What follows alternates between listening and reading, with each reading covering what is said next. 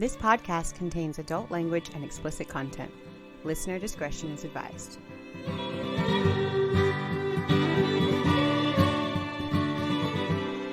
Hi, I'm Grant. And I'm Erica. And this is From Crime to Crime.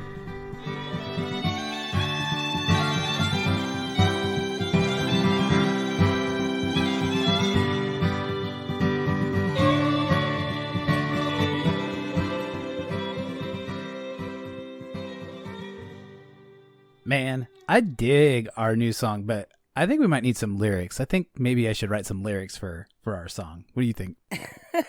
Lyrics. No. No? But I really hate when you come up with ideas and then you make me have to shoot you down.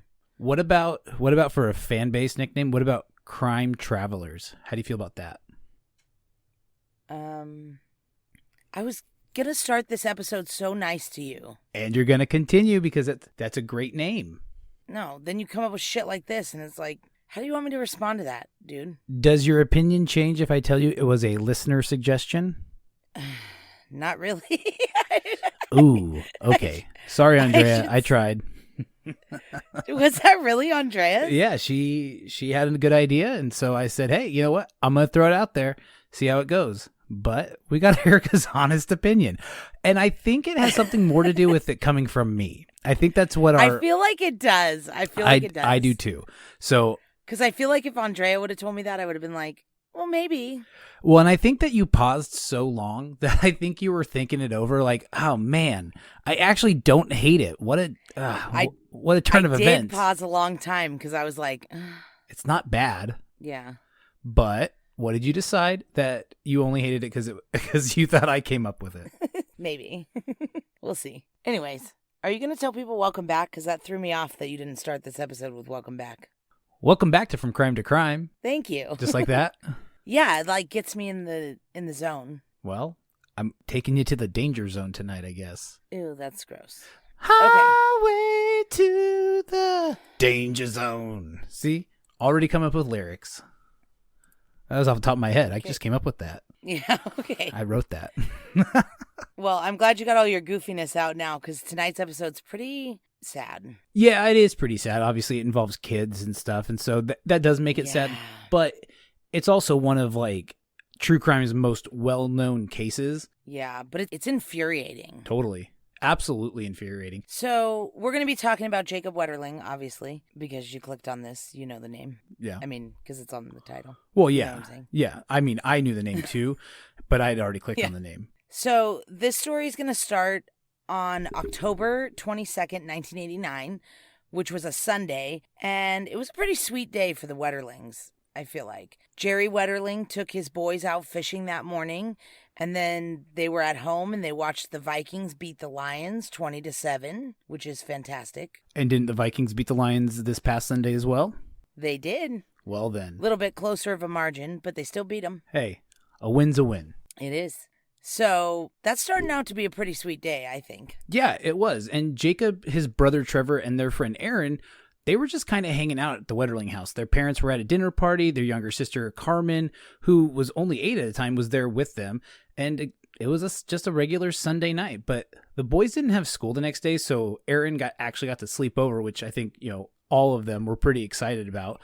And the boys wanted to have a really fun night. They wanted to ride their bikes and scooter to the Tom Thumb store to rent a movie. And I love that it's called Tom Thumb, by the way. I looked this up. I think it's such a cool name, and it's like a convenience store, really. They happen to sell or rent movies as well, so it's just kind of all-encompassing. But just the name of it sounds so Minnesota. Yeah, exactly. Just Tom Thumb. Going to the Tom Thumb. Tom Thumb for mayor. Yep. The boys called their parents, and they were at a dinner party, but they asked for their permission so they could go, and they'd never really ridden that far before, and especially at night. So from their house to Tom Thumb, it was not very long. It was really only 15 minutes or so, but it was starting to get pretty dark, and these guys lived out in a very rural, cornfieldy area. And when they called, their mom Patty said, nope, not gonna happen. Yeah. So Trevor did a very 1989 thing and said, let me talk to Dad about this. And and so Jerry got on the phone, and as dads do, he was like, yeah, that sounds fine, go for it. Which looking back, Whatever. Jerry was more worried about it being dark on the drive, like having to take the dirt road through the cornfields into town. He was more worried about the dark. Right, because they had never done it before either. So Right. that was more of the concern, was that it was dark and they had never done it. But the boys promised that they'd bring a flashlight, and Jacob would even wear a reflective vest, which I think is super cool. And they called their 14-year-old neighbor Rochelle to come over and watch Carmen while they were gone because they didn't want to bring her with. Yeah. So they were like pretty responsible. They're like, we'll take flashlights. They got a babysitter for their sister. Like, Yeah, they thought of everything. yeah, they were doing the right thing. But they also asked Rochelle to call the Tom Thumb and like pretend to be their parent and say it was okay for them to rent an R-rated movie. Yeah, she's only 14, so Yeah. it's pretty funny. But they're 11, Yeah. so they're like, this is good enough. Yeah, they're like, you're old. But she said no. She's like, no. So they left to go to the Tom Thumb, and they made it there, no problem. And they rented the Naked Gun, since Rochelle was being a fun sponge and wouldn't call and get them to rent the R-rated movie. And so the boys got their movie and they rode their bikes home. And on their way home, they saw a silhouette of a man in dark clothing with a dark covered face come out of a gravel driveway, and he was standing in the dirt road, and the man stopped the boys and told them that he had a gun, and he forced them into a ditch on the side of the road. And he asked Trevor how old he was, and Trevor said 10, and the man told Trevor to run into the woods and never look back or he would shoot. And then the man turned to Aaron and asked Aaron how old he was. Aaron said 11, and the man grabbed Aaron's crotch. And then he asked Jacob the same thing. And when Jacob also said 11, the man told Aaron to run as fast as he could into the woods or he would shoot Aaron. So Aaron took off and he ran, and when he looked back, he couldn't see Jacob or the man. They were both gone. What an awful experience. I mean, both boys, like, they're so young, and what are they going to do? You know, I'm sure they still feel absolutely awful, but what are they going to do? Yeah. But run. I mean, well, yeah, Trevor and Aaron, got a they gun. ran straight home. And luckily they went and told Rochelle what happened. And Rochelle went into quick thinking, and she called her dad, which was the neighbor. And her dad, Merle, called the Wetterlings at their party, and he asked to speak to Jerry. He did not want to talk to Patty, which I can completely jive with. Like, I would not want to tell a mom what I was about to tell her. But yeah. he told Jerry that you and Patty have to come straight home right now. Aaron and Trevor had come back from the store, but Jacob hadn't. So Merle called 911, and when he did, Trevor actually spoke to 911 and told them about what was happening. Yeah. And the police and the neighborhood quickly went into high gear, and they started searching for Jacob and, all the cornfields and everywhere around. And then inexplicably, around 3 a.m., they just called off the initial search, which seems like a weird thing to do. Yeah, I got a real problem with that. Yeah, if you haven't found the kid, sorry, you're not going home. And okay, it's 3 a.m. It's gonna be light before too long. Like, why would you send everybody home to hopefully come back? That doesn't make sense to me either, because it's like, just keep searching, and then all of a sudden the sun's gonna come out and you might find more evidence. Exactly. And though they made that what I consider a really bad mistake, they actually made a good choice, because by Monday morning they had called in the FBI and other agencies to join in the investigation. And it seems like these police officers probably realized they were a bit in over their head, and they got a ton of tips and leads from this. And they found tire and shoe tracks, and they thought, hey, these might be important. And so officers and volunteers conducted aerial searches with helicopters and ground searches. Stearns County Sheriff Charlie Graft says that there was just a lack of evidence, even though you had two boys who were telling you what was happening. But the Wetterlings and their friends and their families, they're trying to seek as much publicity as possible, because that's what you have to do in these situations. You have to get the word out. Right.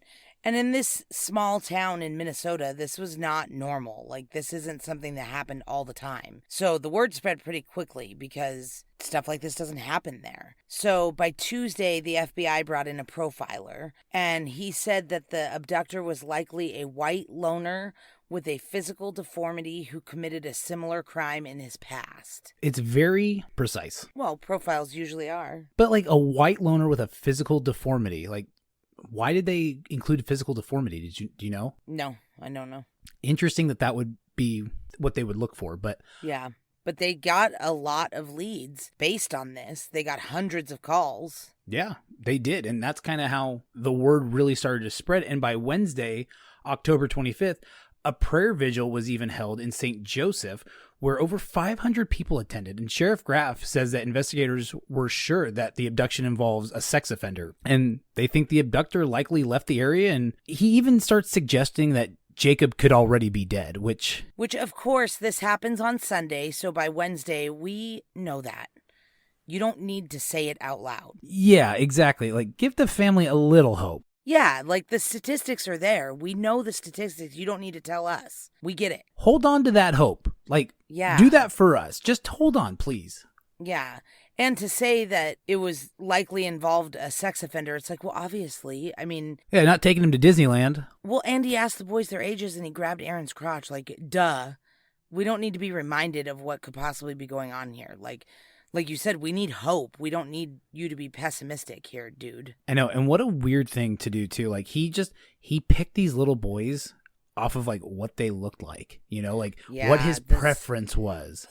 It's bad. Yeah. So by Thursday, Minneapolis and St. Paul business leaders offer a $100,000 reward for Jacob's safe return. And deputies are searching on horseback. The FBI assigns 20 agents to the case. The governor of Minnesota meets with the National Guard, state officials, the sheriff, and the Wetterling family. And that Thursday night, October 26th, A Current Affair, which was a TV program in the 80s, broadcasted. I remember A Current Affair, but I don't remember any of their cases, but I remember A Current Affair being on. Yeah, they broadcasted a national report on the abduction.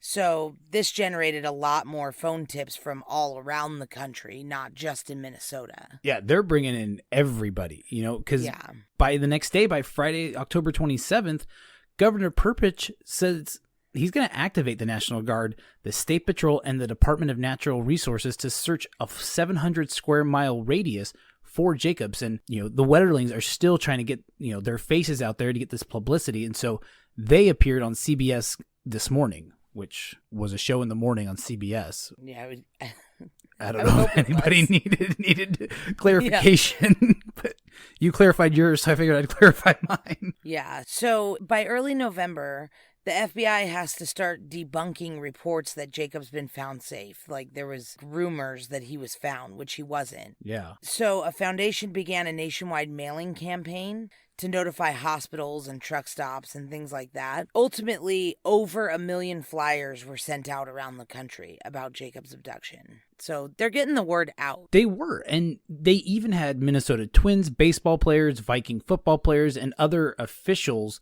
join at a public show where there was 7,000 to 10,000 people. And they were showing their support for Jacob and the Wetterlings. And there were banners of support on display at the Vikings and Los Angeles Rams football game.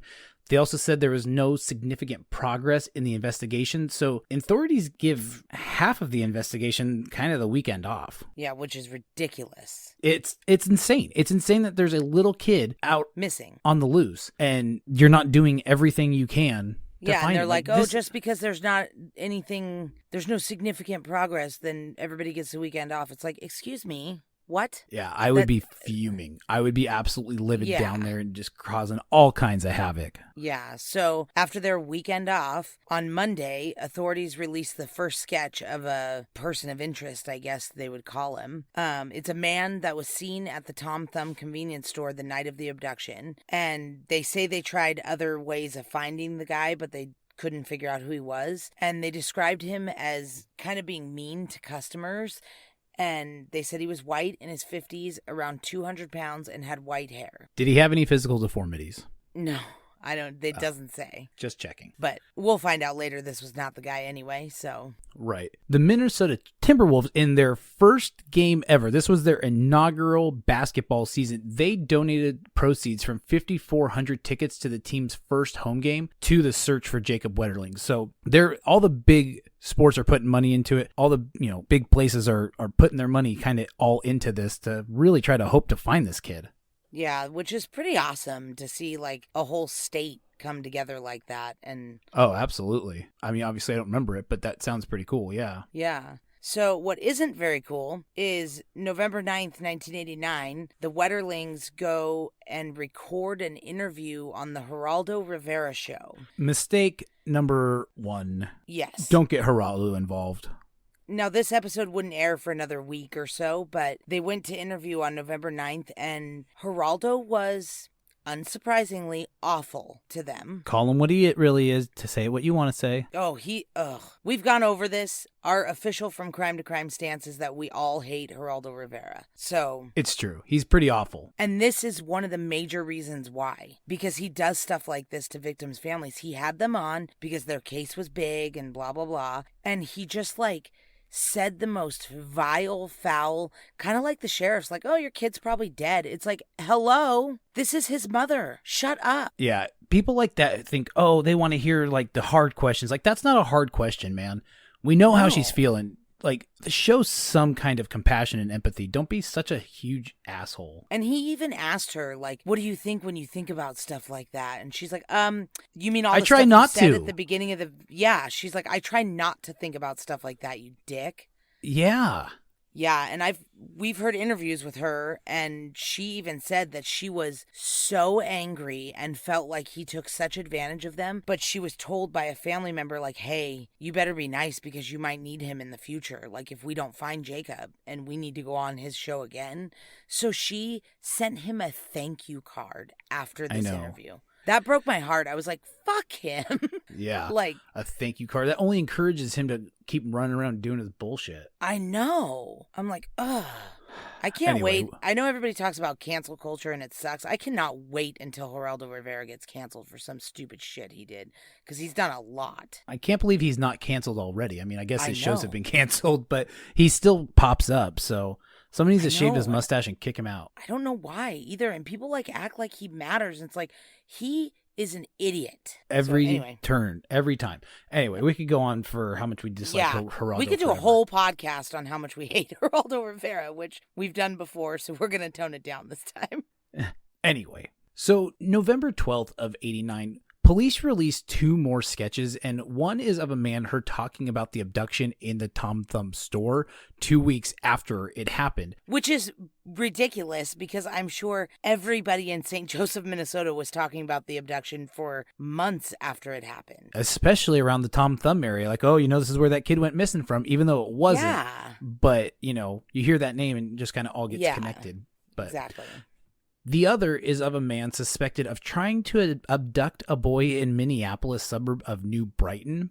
Authorities said that the 2 matched the earlier sketch of the man lurking in the Tom Thumb convenience store and the same one of the night of Jacob's abduction. So this one got a lot of tips too. Yeah, so at this point, we're 2 weeks after the abduction, and they've already released 3 sketches. 3 different sketches. Doesn't that one on the right look like Kevin Costner? Oh. It does, kind of, doesn't it? Kind of. I mean, obviously, Kevin Costner's way hotter. But as far as police sketches go, why you gotta bring up Kevin Costner? Now I'm all distracted. All flustered? Yeah, I know. Throwing you off your game. All right, back together with it. So by November 20th, which is less than a month after the abduction, 6 Minnesota Bureau of Criminal Apprehension and 5 FBI agents are removed from the case, which... there's 20 FBI agents, so there's still 15 on the case at this point. So, okay. Right. And, we've already got 3 sketches released. Police release another one 10 days after. Which on is November great. 30th. It's how many now every single person in the city is covered. Yeah, and this one looks like a mixture of Colin Mockery from Whose Line Is It Anyway and Fred Mertz. I'm looking at this and going I could see if these 2 had a baby, it'd be this exact guy. Yeah. But this is what investigators released, and they said was a better sketch, which was pretty much all 3 of the sketches melted together. So, sure he did. Yeah, so it's are you trying to say that all 3 of the previous sketches were the same guy? Because I thought they were 3 different guys. Right. But then this sketch is all 3 of them sketched together. So it's really confusing, and sketches are stupid because they're never right. They always look ridiculous. The only one that was really right was that John List one, huh? That one was scarily accurate. Yeah, but that wasn't a sketch. That was a clay bust. Yeah, I guess we knew what he looked like. All right. Yeah. All right, man, we'll move on. But that guy was amazing. Yeah, exactly. Yeah. In December of 89, there was a boy named Cheryl, and he was a 12-year-old who was kidnapped and sexually assaulted in January of 89 in Cold Spring, Minnesota, which is right near St. Joseph's. And Wow. like we were saying before, this is not a normal thing to happen. So obviously they were like, maybe these could be connected, which is ding, ding, ding, obvious. Yeah, like they're not far apart. Like, Yeah. and it's very similar thing happened. Yeah, I think maybe might be on a lead. So they get with Jared and they create a 5th sketch of the man who assaulted Jared. And this sketch looks nothing like the other 4, but it generates hundreds of more tips and leads. And so it seems like they have nothing but tips and leads in this case, but they're not going anywhere. Right. And tips and leads alone generally don't result in very, very much for anybody. But December 16th, 1989, FBI agents interviewed Danny Heinrich, a resident of Painesville, which is about 30 miles away from St. Joseph's, and they interviewed him in connection to both Jared's assault and Jacob's abduction. He denied any knowledge of the abductions or even knowing Jacob or Jared. Yep. So in January of 1990, the Painesville police chief tells the Wetterling investigators that his town has had a year of these molestation cases, like Jared's case. That were these not talked about more? It doesn't this wasn't seem out and like about, which is weird because they're very rare. So you would think, why it would would be you like, hide something like that? The only thing I can think of is shame or respect for the victims because they were so young and they were all boys. They didn't want, Yeah, I don't know. I guess I see what you're saying. They didn't want that to get out, I guess. I haven't really understood why it wasn't more public, but there was several incidents of a adult male groping or chasing young boys. And all of these were reported to the Painesville law enforcement from like September of 86 through like the following year. But no arrests were ever made. Man, don't you ever wish that like you happen to be in the vicinity when something like this goes down and you can just put the smack down on that dude? And I would lay this dude out and just wait for police to come. Well, they haven't found a dude yet. But I know, but like there have reports of an adult man chasing around kids. Like, wouldn't you just love to be like around the area when that was happening and be like, oh, I'm gonna put a stop to that? Yeah, but that's the thing is they didn't know. It wasn't public information.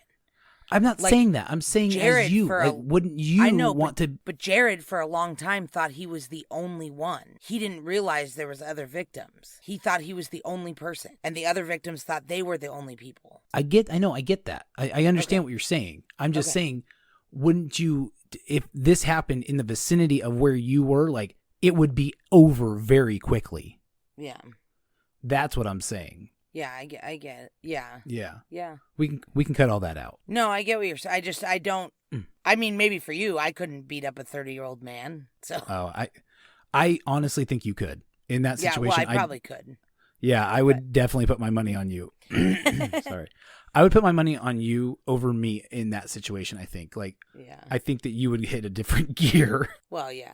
Probably. So, all right, well, let's get back to this because we got a long ways to go. January 12th, 1990, investigators interview Danny Heinrich again, and he provides them with his tennis shoes and samples of body hair. And a few days later, he authorizes investigators to take the rear tires from his blue 1982 Ford EXP hatchback, which sounds super lame. And investigators get access to an 87 Mercury Topaz that Danny Heinrich had owned up until March of 89. And they did something that I thought was really strange. They had Jared sit in the back of the car and tell them on a scale from 1 to 10 how similar the vehicle was. And Jared says it's like an 8 or a 9 in terms of, the closeness to the car that abducted him a year earlier. Yeah, which is like, okay, guys, let's re-traumatize this kid by putting him back in his abductor's car. I know, it's very weird, but this happened to be on the same day that the Wetterlings announced plans to establish the Jacob Wetterling Foundation, and the purpose of that foundation was to help educate and assist families to help address and prevent the exploitation of children to these kinds of people. Yeah. So later in January, of 1990, investigators search the Painesville home of Heinrich's father because Danny Heinrich lived with his dad since November of 89. So they're looking for Jacob, his clothing, guns, anything that would connect him to Jacob or Jared's assault. And they collect 2 police scanners, a carrying case, list of scanner frequencies, a pair of boots, and clothing. And during the search, Heinrich told the investigators that he was most likely at home the day of the Wetterling abduction and that he was not in St. Joseph's. So no alibi. He doesn't remember really where he was, but he was probably at home. And investigators find a trunk containing photos of kids. One of them was like a kid getting out of the shower with a towel wrapped around him. And the other was of a kid in his underwear. The officers were going to take the photos, and Heinrich objected to them taking the photos, which I didn't know you could do during a search, but he did. So the cops left the photos, and then later he burned them. So we'll never know who those kids were in those photos. But I thought that was weird that he could just be like, no, you can't take that. I'm like, excuse me, isn't this a search? No. Heinrich appeared in a police lineup with 5 other white guys, and Jared is unable to identify any of the people as the person who assaulted him. And fair enough. I mean, yeah, this is like a year later. Well, and there was a lot going on then, like there's a lot to take in. His brain was not ready for that. And it was like a year later, so... Right, who knows? exactly. Heinrich could have had facial hair or not or whatever, but the FBI at the end of January takes 6 more agents off the case. So now there's 9 left on the case. In early February, the FBI tells investigators that a fiber found on Jared's clothing had similar microscopic and optical properties as fibers taken from the mercury that Heinrich had owned in January of 89. So they're really zoning in on Heinrich being the main suspect for Jared, at least Jared's abduction. Yeah, well, it's starting to add up. And this is the infancy of forensics, too. So we're just getting started, but it's already making such a huge impact. And Danny Heinrich was arrested in connection to the Jared Cheryl abduction and sexual assault. And he says, oh, I didn't do it. I wasn't involved. He was later even released without being charged. So they couldn't nail him down, but they know that it was, they know he was involved. Like he's their main guy. They're making him sweat. Yeah, big time. Definitely. So February 17th, about 200 people gather to mark what would have been Jacob's 12th birthday and to officially launch the Jacob Wetterling Foundation. Like you said, focuses on the prevention and elimination of stranger abductions of children. And by the launch of the foundation, over $200,000 had already been raised. That's incredible. I mean, again, like we talked about, like how this was such a tragedy, but... And this is 1990. Yeah. So $200,000 was a lot of money. I mean, it's a lot of money now, but that was a lot of money. No doubt. On the anniversary of Jacob's disappearance, about 1,000 people gathered to commemorate, I guess, for lack of a better word, to show support of Jacob's abduction. Then by January of 91, the sheriff retires. Stearns County Sheriff Charlie Graft retired, and Jim Kostreba, Jim Kostreba, a former deputy, was now leading the Jacob Wetterling investigation. So that's kind of a good thing that it's, coming to the very tippity top. May 24th, U.S. Senator Dave Durenberger proposes a national registry of people who committed sex crimes against kids, and this would be known as the Jacob Wetterling Act. And by September of 91, it was passed by Congress, and the Jacob Wetterling Crimes Against Children and Sexually Violent Offender Registration Act and Child Safety Act. That's a mouthful, but it was part of a larger violent crime bill, and it requires any person convicted of a criminal offense against a minor who is convicted of a sexually violent crime to have to register with the police for a minimum of 10 years. Once they get out of prison, parole, probation, all that stuff, they have to sign up. And the law says, but does not require police to inform people within the community that there are people who are on the list living around them. And obviously, that's different now. So later laws made this a requirement, but at this point it's not. It allowed them to do it, but it didn't mandate that they did it. Right. So in 96, the national broadcast system known as the Amber Alerts was created to inform public of cases of potential child abduction, which we talked about in the Amber Hagerman episode that we did last season. And that was a big deal because in 89, when Jacob went missing, there was no Amber Alerts. Right, exactly. And that who knows? Could have changed things for him. At the very least, I think it could have at least found him sooner. I don't know that it would have changed his outcome, right? But I think it could have definitely changed things sooner. And yeah, in August of 97, an organization created a computer-enhanced photo of what Jacob Wetterling would have looked like when he was 19, and they sent it out to the homes of 73 million Americans to see if anyone had seen him. Yeah, I guess they were. It's a whole lot of people, and I guess they were trying to see if maybe he had been sex trafficked or if anybody had seen him. Keeping that hope alive. Which of course. Thanks. Yeah. Yeah. In 2003, John Sanner replaces Jim Kostreba as Stearns County Sheriff. And there's a shift when this happens. Yeah, there is a shift. And in 2004, the Stearns County Sheriff's Department starts looking towards a music teacher named Dan Rassier. And he lived in the community, and he actually lived at the end of the driveway where they found the tire tracks. And he was home alone at the time of Jacob's disappearance. So, things don't look good. Yeah, so this is in 2004, and in 2010, they're still zoning in on Dan Rassier, and they search the farm where he still lived with his parents, and they start digging up parts of his farm and publicly declaring that he's a person of interest in Jacob's abduction. And it's like, oh, this is a long time later to be like really zoning in on one guy. Yeah, it really is. It really feels like this sheriff is just determined to put somebody behind bars for this, and he's not real concerned with who gets in his path, Yeah. But the sheriff's office 3 months later says that laboratory tests on material that was taken in July didn't provide any evidence in the Wetterling investigation. But at this point, Dan Rassier's life was pretty much ruined. When you listen to conversations with him, he talks about how he really was negatively affected. He was a teacher, people wanted nothing to do with him after that. His coworkers looked at him weird. And even though he was only ever a person of interest and was later found not to be guilty, his life was torpedoed. And oh yeah, it was horrible. And this sheriff just, like I said, didn't care who got in his way. He was going to put someone behind bars, and he ruined a guy's life in the process. Yep. So by 2012, the Minnesota Bureau of Criminal Apprehension would get DNA off of the wrist of a sweatshirt that was worn by Cheryl when he was abducted in January of 89. And remember, they think that the same abductor abducted Jared is the one that abducted Jacob. So they're pretty confident that now that they have this DNA, it could lead to something in Jacob's case. Yeah, hell yeah.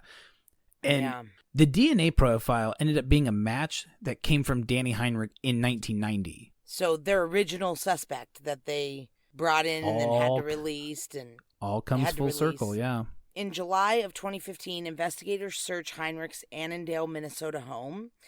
And they were looking for evidence in connection to Jacob and Jared because the DNA matched in Jared's case, but they knew the statute of limitations was up on that. They were really looking for evidence to connect him to Jacob's abduction. And they didn't find anything tying him to either of these crimes. But they did find 19 three-ring binders full of child porn. Ugh, God. A pair of silver handcuffs, duct tape, camo pants and shirts, and 4 bins filled with boys' clothing. So, oh my God, he sucks. That's definitely one way to put it. Yeah, he definitely sucks. We'll go with that. Yeah. So they also found numerous videotapes of footage of neighborhood kids delivering newspapers, riding bikes, playing at public playgrounds, playing sports at parks. He was just videoing kids. That's just a whole new weirdness that this dude just has, what I assume at this point is his phone out, just filming kids in the neighborhood. Phones are everywhere. Things are going on, but you never think that kind of stuff is happening. That's never where your mind goes, unless you host a true crime podcast, and then it's where your mind goes immediately, and that's pretty sketch too. Yep. So when he starts talking to the investigators, he pretty much knows he's screwed. You know, he's like, I get it. I got child porn. Like, it's pretty damning.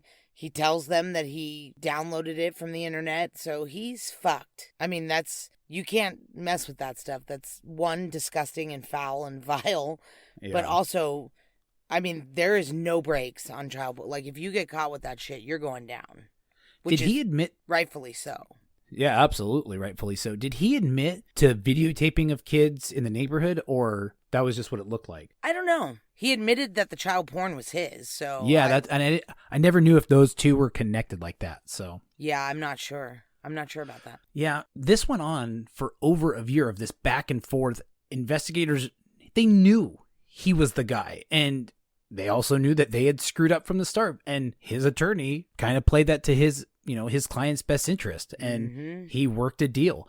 And it's probably the worst deal ever to be done with somebody of this, like, magnitude. Oh, yeah. It's the worst deal in the history of plea deals.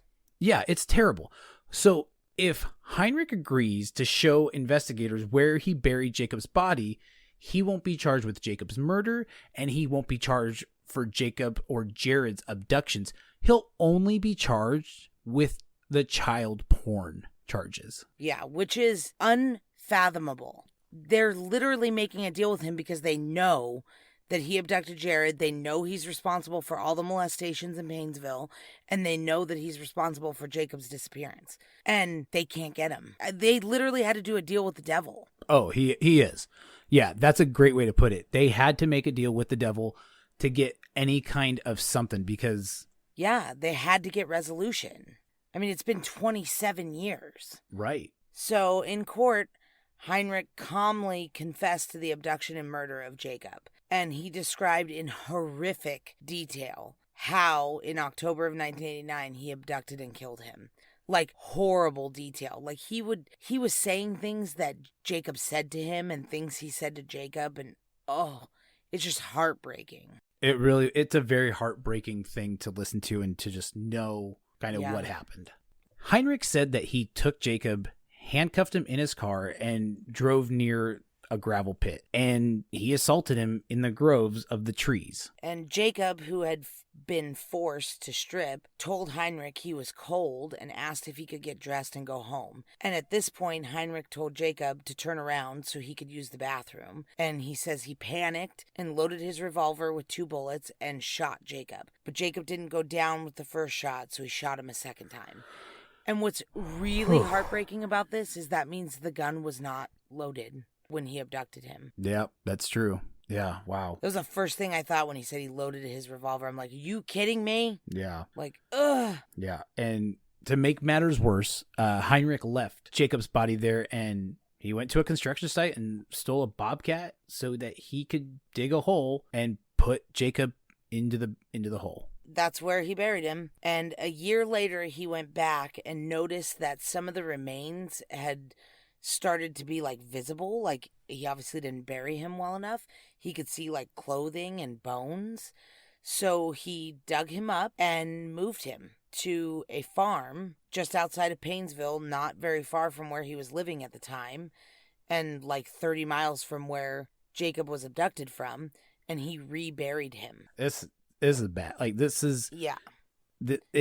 It's just getting worse and worse. Yeah. It was already worse and worse. Yep. He also confessed to Jared's assault in court. So he was the same guy. We knew they had the same guy the entire time. Yep. They just couldn't pin him down. But 27 years after Jacob's abduction, the Wetterlings finally have answers they were looking for. They don't have justice, No. But we do have answers because at least they found Jacob's body. Yeah. And it's not enough.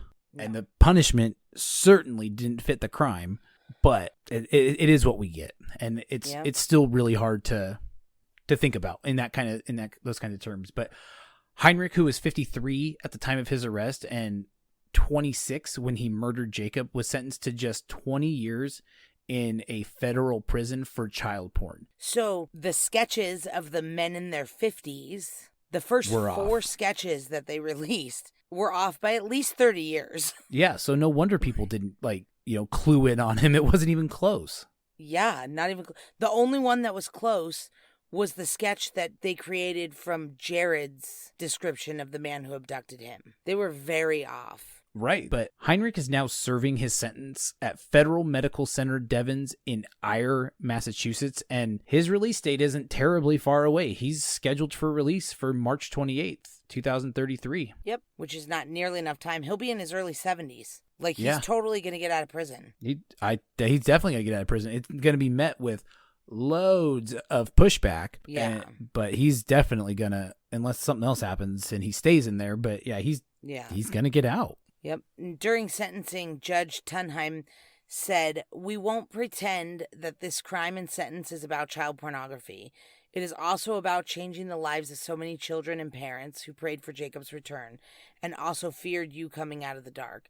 Every child knows the story of Jacob Wetterling. You stole the innocence of the children in small towns in the cities of Minnesota and beyond." So, I mean, even the judge at sentencing was like, this is bullshit. Oh, yeah. Because they knew what the sentence was going to be. I mean, they had come to a plea deal. They knew what it was. And I don't think anybody in that room besides Danny Heinrich was happy with that outcome.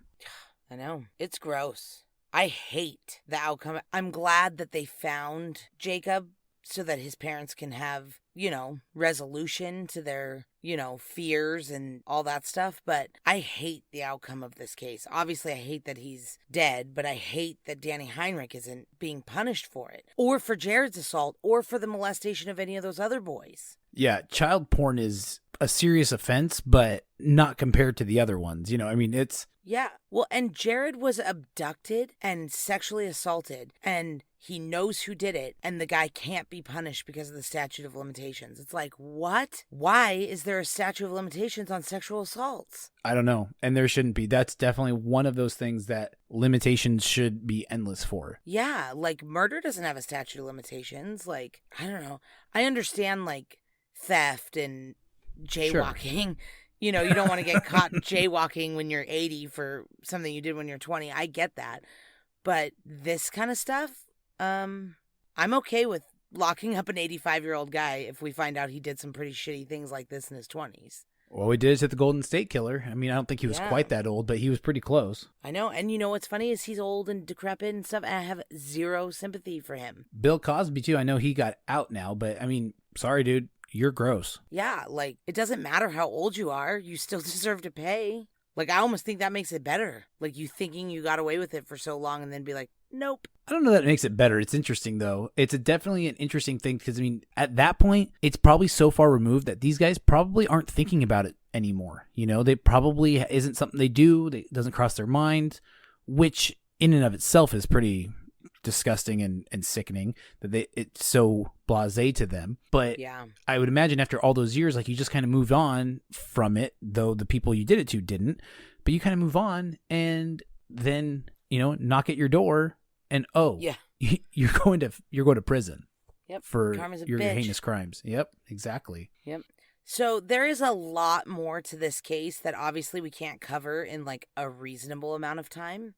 But there is a lot more information on this case if you're interested in diving deeper into all the different rabbit holes they went down and the mistakes made by the different sheriff's departments and all that kind of stuff. There is a great podcast called In the Dark that did an entire season on this case. Yeah, In the Dark is both a favorite of mine and Erica's, and they don't just do this case, they do a different case as well, and it's captivating. Like, their stuff is so good. So we really recommend that if you haven't yet, try In the Dark, listen to what they have to say. They do an exceptional job. They're coming out with another season here pretty soon, and honestly, I don't think Erica and I can wait for that. We're both very excited. Yeah, they did Jacob Wetterling in season 1, and they did Curtis Flowers in season 2, and it is they're amazing. They really are. They deep dive into the case, and they also insert themselves into like the life of that case, and they go and they interview people, but like live with them almost. Like, they had to go to Mississippi for Curtis Flowers. Season 2, they literally moved to Mississippi.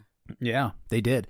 So it's crazy. We highly recommend it. It's, was a huge part of why we decided to do Jacob Wetterling. So thank you to anybody in the dark who might be listening. We were very inspired by your work. Oh, yeah. That's literally In the Dark is the reason that Grant came to me and was like, have you heard this podcast? I am obsessed with it. Yeah. Yeah. And that's what kind of was like, that was like years ago when it came out. It was when he started talking to me about wanting to start a podcast. So we highly recommend In the Dark. It's a great podcast. And I've listened to their deep dives on both of them a couple times because I'm that interested in how well they do it. So yeah. We really recommend it. Yep. So if you're interested in hearing a lot more about Jacob Wetterling, go listen to In the Dark. I think it's like 9 episodes or something. It's significant amount of information. Right. But if you're interested in what we're doing, you can go to our Instagram at From Crime to Crime. You can email us at From Crime to Crime Podcast. We have a TikTok, I think is at From Crime to Crime. And we have a Twitter at From Crime, 2 Crime. So, hey, come find us everywhere you get your info. We're there. And Grant is solely responsible for our Twitter. I feel like we need to put an extra disclaimer on that. This is the second week in a row you've said that. Because I don't know how to use Twitter, and I don't know what you're saying to people on there. You're pretty concerned that I might have some info to tell people. No, I'm just concerned that you're going to offend somebody, and then they're going to get mad. And then I'm going to have to explain that I have no idea what they're talking about because I don't know how to use Twitter. I am the least offensive person that I know. So I don't think I'll insult anybody. Offend, insult, whatever. At least not on purpose. If I do, go to our Instagram at From Crime to Crime. Send Erica an email at From Crime to Crime Podcast at gmail.com too. Then she'll really rip into me. I just don't like that I don't know how to use Twitter, so I don't know what you're saying. I can show you. I do send you screenshots of everything I say before I send it. Yeah, but at least that's what real? I tell you. Yeah, that's what I'm saying. Do I know that's real? Oh, yeah, it's real. Real good. Well, anyway, if you want to talk to Grant on Twitter, I guess that's how you do it. That's one way. All right, well. You can tweet me sometime if you want. I don't know how, Grant. We've just gone over this. We can set one up. I had a Twitter for a long time, and it just sat on my phone, and I didn't know how to use it. The only thing that it did was when I looked something up, if it was like a link to something on Twitter, then it would open it in the app, and then I'd be able to see it. And now that I've deleted the Twitter off my phone, now when I click on a link that's Twitter, I don't have a Twitter. Yeah, I still have Twitter. Obviously, I have Twitter, and I don't even follow the links to Twitter, so... Yeah. All right. Well, if you're as mad about Danny Heinrich's sentence as we are, come tell us about it on Instagram. Tell us how mad you are, because we're pretty mad too, and we want to talk to you about it. Yep. All right, buddy. All right. Well, I'm going to get going because we're having a crazy windstorm here in Vegas. We're having a crazy windstorm here too, but I thought it actually might affect the recording, but so far so good. And we're ending, so that's it. Perfect. All right. Well, I'll call you later. All right. I love you. I love you too. Bye.